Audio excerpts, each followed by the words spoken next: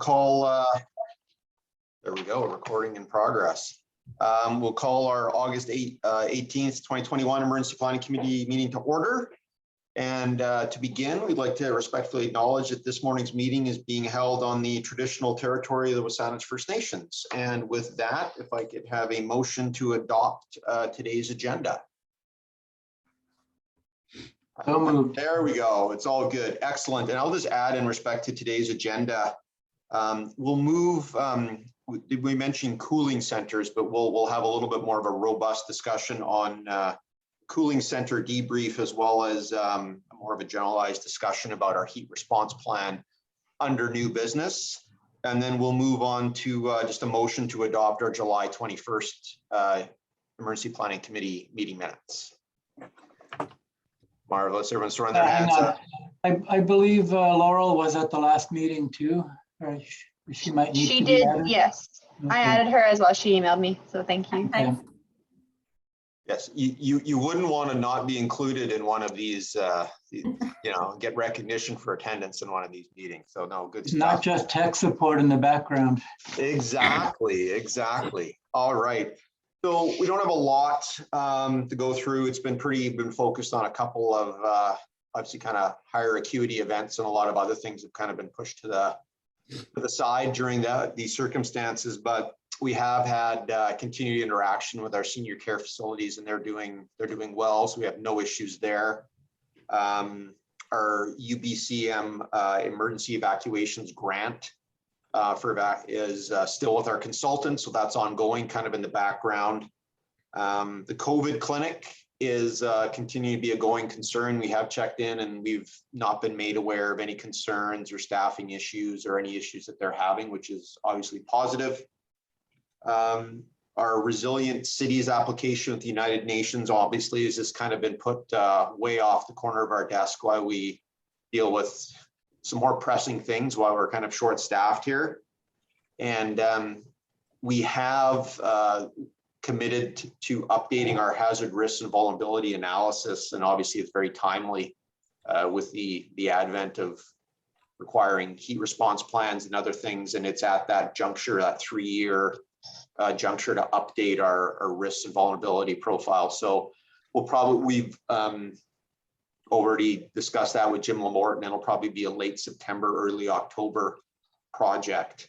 It'll be relatively minor, but I do expect the atmospheric hazards probability will likely remain the same, but I would assume that on its severity of impact will only increase. So we'll look at that. I'm sure there'll be some other things, but that's what we'll look forward to. And with that, is there any other old outstanding business from anybody in the meeting today before we kind of push off into some new business? Nothing exciting. That's what we like. Marvelous. So I'd like to start off with just a brief update on our involvement in the BC wildfires. So yesterday we sent our 5th crew. The crews rotate every 10 days. So this will be our 5th deployment. They'll start today working, and they're moving all over the place. They've been at 100 Mile House. They've been at Monty Lake.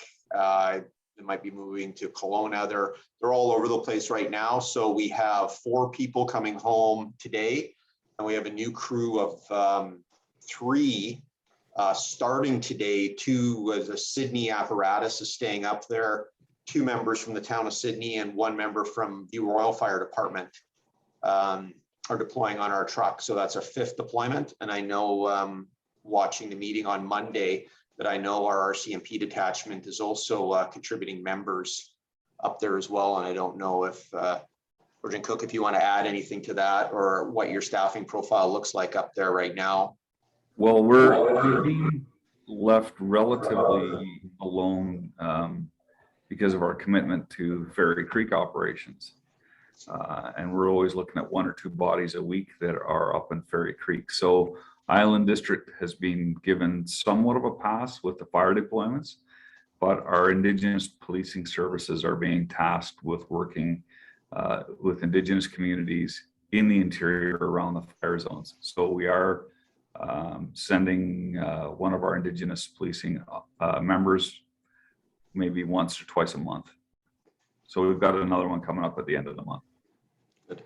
Thank you for that. And I think it's is good to highlight that when these other, we're very small department fire-wise, and also our, City of North Sandwich detachment has, the same kind of staffing struggles that we do. And then you participate in these other commitments, to provincial emergencies and other events. It's really easy to get short-staffed in a hurry.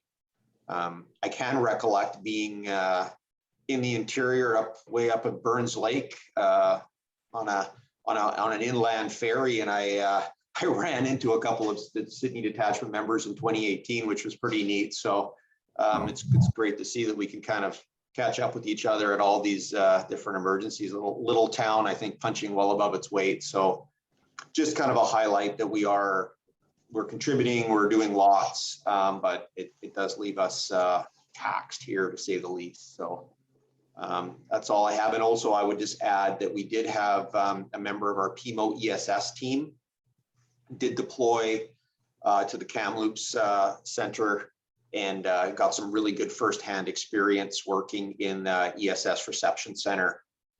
I think it says a lot about the evolution of our emergency support services team, that now we can actually have people that are qualified to go up and do that, and then they can bring back that knowledge that if we ever did have a large fire or a large issue here on the peninsula, that you can't buy this experience, the ability to operate a large emergency support services where you take over an arena and you do all the intake for upwards of 50 to 100 people.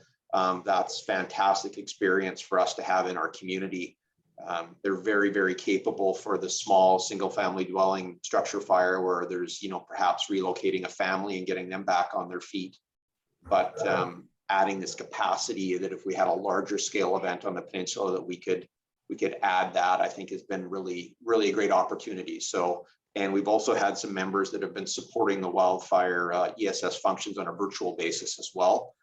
So they can do some things from their office here in the CSB. So they've been doing that as well as doing things hands-on in the interior. So we've been contributing as much as we reasonably can to efforts in the interior. So any comments, questions about what's going on with that? I have no idea when it's going to end. Like I say, I was in Burns Lake in 2018, and there was rank 5 fire, and then less than a week later there was frost on the ground and it was all over. So these things can start very, very quickly, but they can also end very, very quickly. So we'll just continue to assist it the best we can. With that, I think we'll just transition to probably our largest topic, which would be this supporting our cooling centers and our heat response plan. So I'll just give a quick overview. We did activate our plan. It was a newly minted plan. I think it worked quite well. We didn't have a massive participation at the Shoal Center, largely because I think the thresholds, the temperature thresholds for activation of the center were right on the margins. And I believe that the temperatures didn't reach those, even though they were forecasted to do so. But that's perfect for a first time activation of a plan. The fact that it's not being stressed due to kind of an extreme use is a positive thing.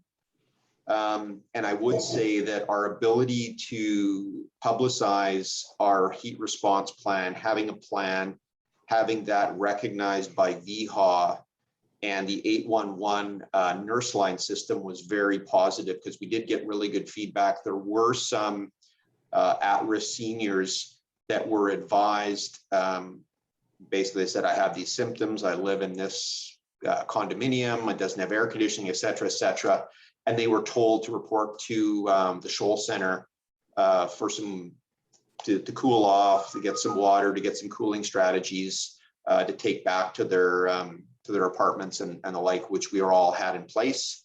And that worked out really well. So I think that was the biggest takeaway from my perspective, is that kind of linkage in with the healthcare system was very positive. And that's something we'll definitely build off of. Again, the numbers weren't huge. I believe that if we had had this in place when we had the true heat dome event, it would have been a much different story. But I'd be interested to hear others people's kind of take on our cooling center and our heat response plan in general, because it's in its infancy, but we have a plan which is well ahead of where most people are right now.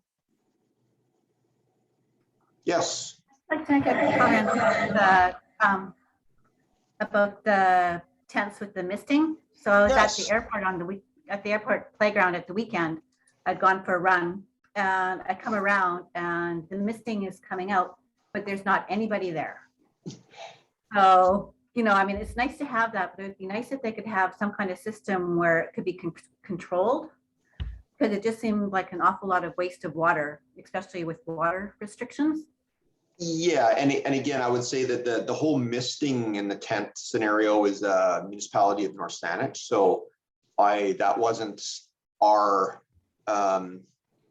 response plan or part of our idea. I think it's good in some ways. I have a little bit of concern. I mean, again, the threshold for this heat response plan, I was riding my bike and doing laps around the airport as well on my road bike. It wasn't that hot.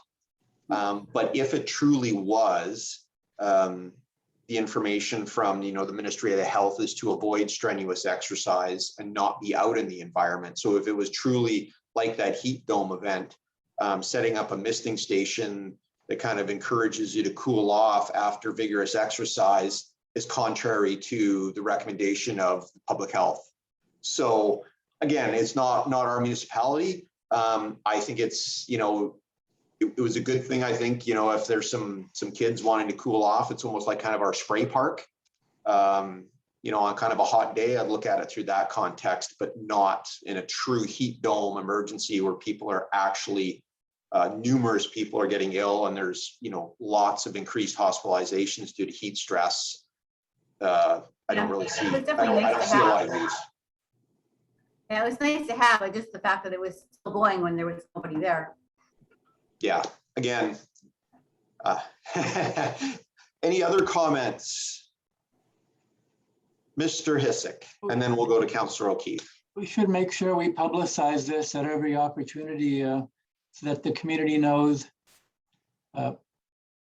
who to call, where to go. I mean, I think people need to know how to help themselves in this situation. So just awareness that calling 811 will get them referred to the right resource. Absolutely. And it's in our plan. And of course, like any response plan, there's a bunch of kind of trigger points where we can elevate it.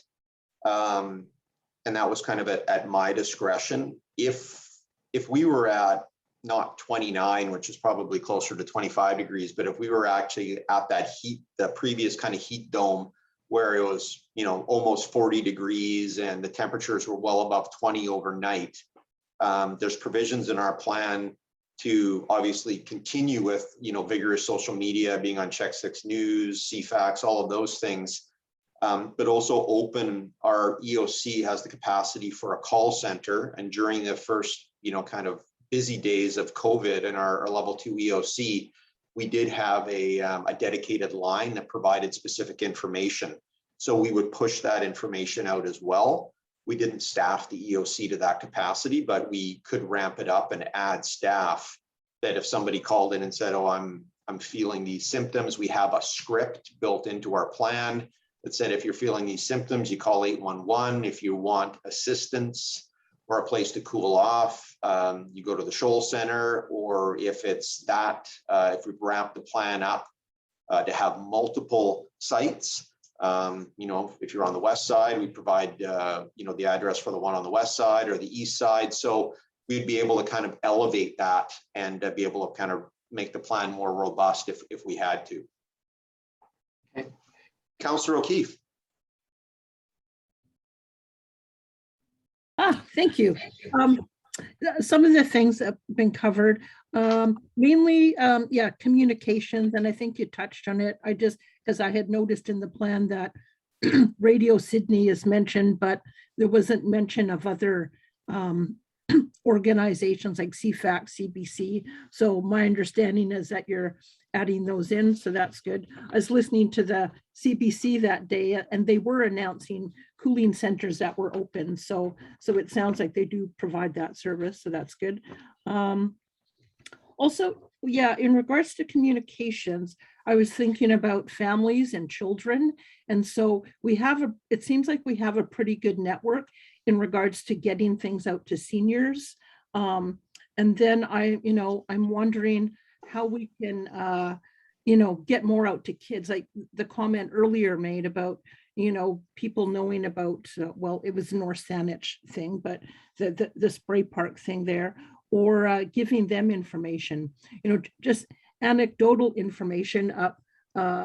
My cousin, during the heat wave, they have a pool in their yard, and their neighbors have kids. They just have a bungalow, very hot, no air conditioning, and they were stuck in there with a couple of kids not knowing what to do. They at least gave them, relief in their swimming pool, but there does seem to be maybe perhaps a need for kids and families to know about where they can go to get some relief. So, the info about the spray park and that would be great, is good. Sure, yeah, we did push out information specific to the Sydney Spray Park. And I think, we'll continue to kind of push out and evolve our public messaging in respect to, because this is relatively a new event, or kind of a new phenomenon, is these extreme heat issues. So I think we're all trying to kind of evolve how best we can communicate it. A lot of it is going to be kind of cut and pasted from whether it be VHA, the Ministry of Health, or various things like that. But we will continue to try, whether we utilize reader boards or have different methods of, getting our information out to where cooling centers are. For this first kind of somewhat reactive plan to the first heat dome event, and across the province, it was specifically, persons greater typically than 75 that are in a 4-story apartment that don't have access to air conditioning. Those represented the vast majority of hospitalizations, fatalities, and issues like that. So and of course, our demographic is uniquely heavy on that cohort of people. So we really focused on, the preservation of life aspect to it, to that group. Sure. We won't ignore, obviously, any demographic, but we really focused on that one because based on all the feedback and the numbers, those were the people that were definitely most negatively affected. So we really tailored our plan to that at the outset. Yeah, well, yeah, that should make sense. So just a suggestion to maybe. Oh, and absolutely. I was thinking, I don't know if I noticed, Sydney School is on the list of places, so that's good. Although I don't know whether they have capacity to get messages and information out to parents during the summertime when these things normally happen. I don't know. So I don't know if there's like Sydney Parents Advisory Committee might be another one to add to the list, just if we're wanting to get, they traditionally have some sort of distribution list, social media, of course. I was also wondering whether, in regards to the Shoal Center, whether it might be an idea to have like a poster. They have a number of things there, not necessarily just when these heat events happen, but just sort of an ongoing thing that says, in the event of heat plan, Sydney has a heat plan, this is what you should do. Or here's, when temperatures are above 29 degrees, Shoal Center will be open. So it's sort of like an ongoing thing that's there that people become familiar with, perhaps. No, and these are all great points, and these are all, as we kind of build out our plan, I would very much consider our plan to be an evergreen document, and it will be revised like any emergency plan, at least on an annual basis or on a continual basis, and we'll continue to kind of tweak it and evolve it as required. So these are all really, really good points. I'm quite confident that at least in the interim, we'll be able to lean on the Shoal Center and work with them. And we were able to quickly, make it work, within an hour or so, whether access, water, we had information, we had linkage to, the hospital and the VHA network for referrals. So it worked out quite well. Oh, yeah, I agree. Yeah, but again, these are all great points, and these are all kind of inputs as I think we have a really good initial plan that will establish and confirm, can look after the safety of our most at-risk residents, but we'll definitely continue to evolve and refine the plan in perpetuity. I mean, that's how these plans, if they're not changed, they're being stale. So we'll keep adding these things as we go and have capacity, because capacity is a bit of an issue right now, but we'll keep working on that for sure. Hey, I was also just wondering in regards to businesses handing out the bottled water via the SBIA and the chamber. So is that something we would be delivering to them, or that we're asking them to do? I'm just the liaison to the chamber. So just wanting to have info on that, if there's anything that I should be telling them. So we would provide water. We did get notification through Emergency Management British Columbia that one of the things that would be reimbursable would be the purchase of bottled water for distribution. So again, if we, kind of ascertained or decided that we were going to have, 35 degrees for 3 days in a row, we would establish our EOC at least a day or two before, as per the plan. We would access that water, and then we would sufficiently kind of staff and push out and liaise with the BIA and those kind of key businesses that are, identified or that we would work with, push that out in a communication strategy, and then deliver the water to those places with a communication strategy in place saying you can access cold bottled water at these points at this time. Okay. It just didn't seem, you always have to kind of make these calls with incomplete information, but this last event, just in my opinion, didn't kind of warrant that level of activation, and it proved to be correct, but you always err on the side of caution. But if it was definitely going to be more severe, that would be one of the components we would put in place. Hey, do we have coolers, like, camp coolers at our disposal? And the reason I'm thinking that is that normally in the summertime, the BIA has a kiosk down at Beacon Park where they're providing information out to people. So in the event of a heat wave, that would be a good place for them to have a couple coolers full of water or something if things got to. And again, we don't have coolers per se dedicated for that, but I mean, that's something that as we get close to the end of the year and we have some money left in our emergency preparedness budget, those are the things that could go on the list, for those specific reasons and rationale. So again, these are all kind of things we'll jot down and perhaps could look at. Good. Absolutely. Okay. That's good. That's good for me. Thanks very much. No worries. I wanted to thank Public Works for extending the spray park. I don't know if Brian's still on the line. I just didn't know if they saw any an uptick in the spray park use kind of after the regular hours, or that would just be some interesting feedback for the plan in the future. I don't know, Bruce, if you can comment. Yeah, I didn't see any uptake in use, Brett, to be quite honest with you, but certainly the beaches were packed. Seemed to be driving by Pat Bay at night. There seemed to be a lot of people taking advantage of an opportunity to cool off on that type of thing. So it's there, and if people are aware of it, it's a good opportunity for them to utilize it. No, and again, and thanks for doing that. That was excellent. And again, from the actual heat dome event where it was just socked in and we had no wind, And it was, like I say, close to 40 degrees this last event. I don't believe it was as hot as advertised. And then, you know, being right on the water here, I think it was 3 or 4 degrees lower than the concerned temperature. So yeah, having access to all these beaches and the waterfront is definitely advantageous to us in these circumstances anyway. So that we can at least leverage that, which is really positive. Other questions, concerns, kind of general feedback on our plan. Again, hopefully we don't have to use it anymore this year.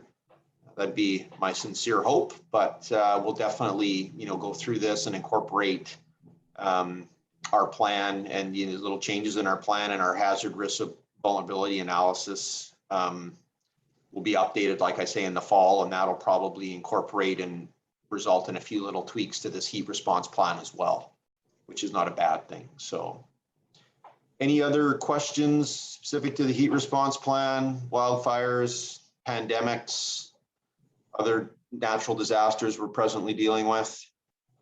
Marvelous. I did, while we're here, we have been extremely busy. We've been dealing with a lot of kind of media. What are all the sirens? What are all the sirens?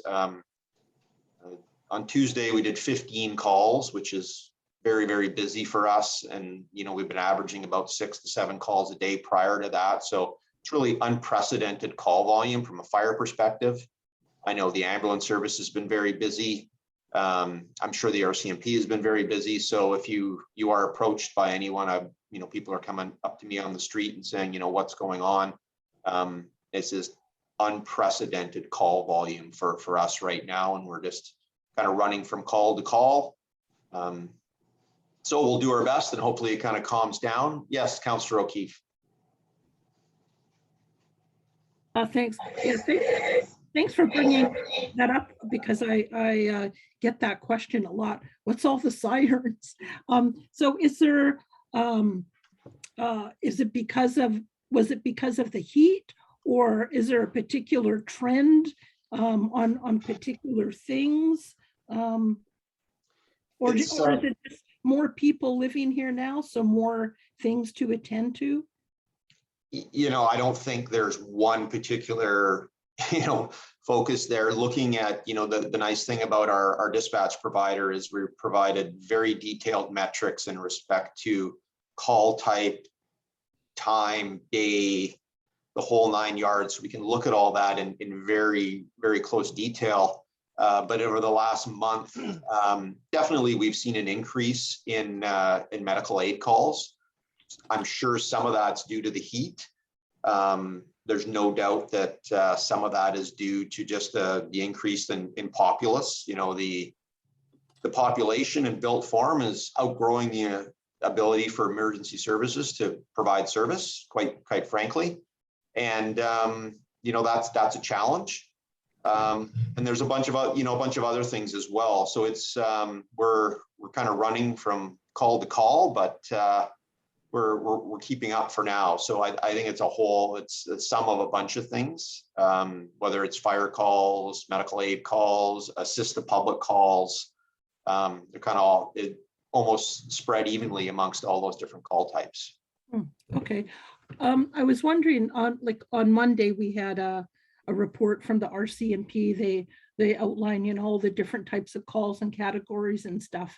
And given like the significant increase in calls, and, you know, I don't know if it's on the radar at some point to ask for a full-time fire department, but I'm wondering if it might be worthwhile to just for consideration to be bringing some sort of stats similar to what the RCMP does in terms of a monthly report or quarterly report on numbers and types of calls, whether you think that might be feasible or of value to let council and the public see, you know, what a significant increase there seems to be. No, this is a very good question. It's definitely something we could do, especially now. But yeah, go ahead, Andrew. No, I get it. And I think historically the fire department has provided stats on an annual basis. But I think let's take a longer term view of this. we've been pretty quiet because of COVID, less people in town, less people going out, but now we're kind of getting back to normal to an extent. If you take a year by year look at our call volumes, I think last year was lower than the previous year, so pre-COVID. So let's not maybe get ahead of ourselves here in terms of the world is going nuts here. It's just maybe a temporary blip.